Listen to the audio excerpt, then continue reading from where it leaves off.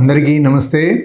ఈ నెలాఖరు వరకు కూడా అందరికీ హ్యాపీ న్యూ ఇయర్ చెప్పుకుంటూ పోవాలని అనుకున్నా. అందరం బాగుండాలి కదా, మన ప్రకృతి బాగుండాలి, మన భూమి బాగుండాలి, మన ఆకాశం బాగుండాలి, పొల్యూషన్ లేని జీవితం కావాలి. మేము రిటైర్ అయినాం కాబట్టి ఇంకా నాన్ పొల్యూటెడ్ ఏరియా మేము ఎక్స్పెక్ట్ చేస్తూ ఉంటాం. మిత్రులారా, రిటైర్మెంట్ ఒక కాన్ఫిడెంట్గా 33 సంవత్సరాలు ఉద్యోగం దిగిపోయిన తర్వాత అదొకటే ఆయన జీవితానికి ఒక నమ్మకాన్ని ఇచ్చేది. ధరమ్ సింగ్ నకారాని ఆయన దానికి ఆదిడు. చాలామంది భారతదేశంలో ఉన్న పెన్షనర్స్ అందరూ ఆయన గుర్తు చేసుకుంటారు. మొన్న ఆయన బర్త్డే చేసినాం ఈ నెల 17న. ఎంత అన్యాయమైన పరిస్థితి అని అంటే, రిటైర్మెంట్ కాగానే మేము రిటైర్ అయినప్పుడు 1 మంత్ కాదు 1.5 మంత్లోనేమో మొత్తం 45 డేస్ లోపల అన్ని బెనిఫిట్స్ వచ్చి మాకు పడ్డాయి. అది రాను డే పోయి ఇప్పుడు సంవత్సరం కాదు 22 మాసాలైనా కూడా ఇప్పుడు రిటైర్మెంట్ తర్వాత బెనిఫిట్స్ రావడం లేదు. 2 సార్లు ధర్నా చేశాయి మొత్తం. దాంట్లో నేను కూడా వన్ ఆఫ్ ద కార్యకర్తను. పెన్షనర్స్ స్ట్రైక్ చేసినప్పుడు సాధారణ పౌరులు మిత్రులారా, మీరు వాస్తవాన్ని గ్రహించే ప్రయత్నం చేస్తారని కోరుకుంటూ, ఉద్యోగస్తులు ఎవరు కూడా వాళ్ళ దగ్గర డబ్బు పోగవదు. జీతం వస్తుంది, పద్దులు ఉంటాయి. అతని ఉన్నదల్లా ఒక చిట్టి వేసుకోవడం అనేది ఒకటి ఉంటుంది అంతే. మిగతా అన్ని ఖర్చు పెట్టాల్సిందే. జీతం మొత్తం వెళ్ళిపోవాలి. పిల్లల ఫీజులు, వైద్యం ఖర్చులు, సరుకులు, తర్వాత ఇవన్నీ మళ్ళీ వచ్చే నెల 10వ తారీఖు మళ్ళీ ఎదురు చూస్తూనే ఉంటారు. జేబులో ఏం పైసలు ఉంటాయి. అది ఉద్యోగస్తుల పరిస్థితి. అది ఎప్పటికీ ప్రభుత్వం ఆనాటి ఒక వెల్ఫేర్గా ఉండే ఆ ప్రభుత్వాలు ఏం చేసినాయి అంటే, నువ్వు మొత్తం జీతం తీసుకోవడానికి వీల్లేదు, ఒక 4% తీసుకొని వచ్చి జీపీఎఫ్లో పెట్టమని చెప్పింది. బేసిక్గా ఆ పైసలన్నీ కూడా మావే. ఆ పైసలు ఏం చేస్తుందంటే, ప్రభుత్వం వేరే సంక్షేమ కార్యక్రమాలకు లేకపోతే కొన్ని ఏదైనా పనులకు రొటేషన్ చేసుకొని దాని మీద ఒక 8% ఇంట్రెస్ట్ ఇస్తుంది. అవన్నీ కూడా అక్యుములేట్ అవుతాయి. 33 ఏళ్ళల్లో కొంతమంది 4% చేస్తారు, కొంతమంది 8%, కొంతమంది 10% వేసేవాళ్ళు కూడా ఉన్నారు కొంతమంది. అవన్నీ ఈయన డబ్బులే కదా.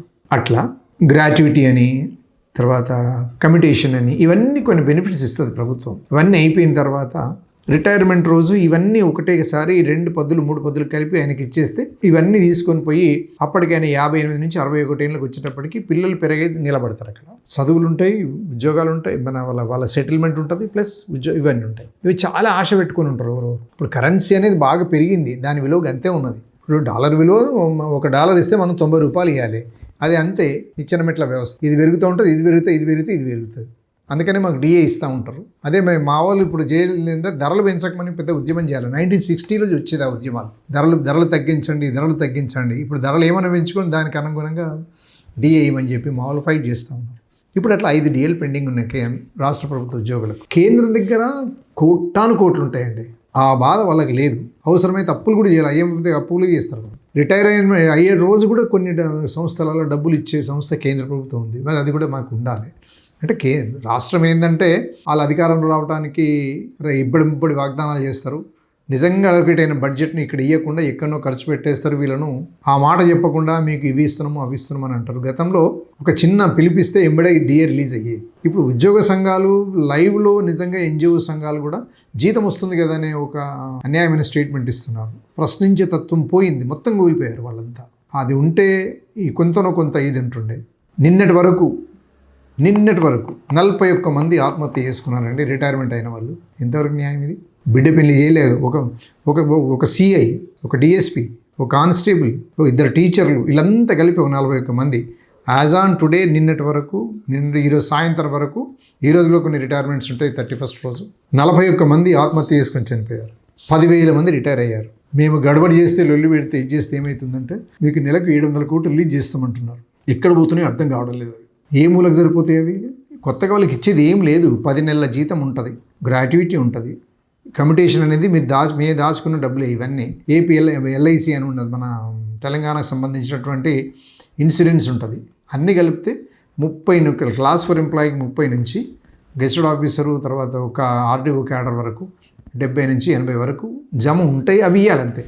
అవి ఇస్తే చాలా ఇదైపోతుంది. మామూలుగా పెన్షన్ ఫిక్స్ అయితే లైఫ్ నడుస్తూ ఉంటుంది. అంటే ఇప్పుడు కొంతమంది ఉంటారు, లేదని కాదు. ఇప్పుడు గ్రామాలలో పెత్తందారి కులాలు వాళ్ళు ఏం చేస్తారంటే, వాళ్ళకి భూములు ఉంటాయి. కొంతమంది పిల్లలు ఉద్యోగాలు చేస్తారు, కొంతమంది సహచరి ఉద్యోగం చేస్తుంది. అలాంటి వాళ్ళు ఎంతమంది ఉంటారు? పోనీ ఆఫీసర్లు ఎంతమంది ఉంటారు? ఆఫీసర్ల పర్సంటేజ్ మ్యాక్సిమం 3-4% ఉంటారు అంతే. మీరు ఒక పోలీస్ స్టేషన్ పోతే ఒక సిఐ ఉంటాడు అంతే. ఆ పైన డిఎస్పీ ఉంటాడు. వాళ్ళిద్దరే. కింద ఎంతమంది సిబ్బంది ఉంటారు? 4 ఎస్ఐలు ఉంటారు, 6 హెడ్ కానిస్టేబుల్ ఉంటారు, బోల్డ్ కానిస్టేబుల్ ఉంటారు, మళ్ళీ ఇంకా సిబ్బంది ఉంటుంది. వీళ్ళందరూ ఉంటారు. ఒక ఎంఆర్ఓ ఆఫీస్కి పోతే ఆర్డీఓ ఉంటాడు. ఆర్డీఓ కింద 13 మంది ఎంఆర్ఓలు ఉంటారు. వీళ్ళందరూ కింద స్థాయి సిబ్బంది. వీళ్ళు క్లాస్ 4 ఎంప్లాయీ వరకు వీళ్ళు ఎంతమంది ఉంటారు అంటే చాలామంది ఉంటారు. ఒక స్కూల్ హెడ్ మాస్టర్ ఏంటంటే ఇక వాళ్ళందరూ గతంలో మంచి కుటుంబాల నుంచి వచ్చారు కాబట్టి వాళ్ళు కొంతమందికి అవసరం లేదు. మ్యాక్సిమం ఒక 15% పెద్దగా ఎదురు చూసే కుటుంబాలు కాకుండా మిగతా 85% 85 నుంచి 87.5% దీన్ని స్టాటిస్టికల్ ప్రకారంగా అందరికీ పెన్షన్ డబ్బులు అవసరం ఉంది. అదే కేంద్రం వీళ్ళకి ఏదో ఒకటి కొన్ని కండిషన్స్ పెట్టి ఈ 10,000 మందికి ఇమ్మీడియట్గా రిలీజ్ చేసేమని ఎన్నిసార్లు అడుగుతున్నాం.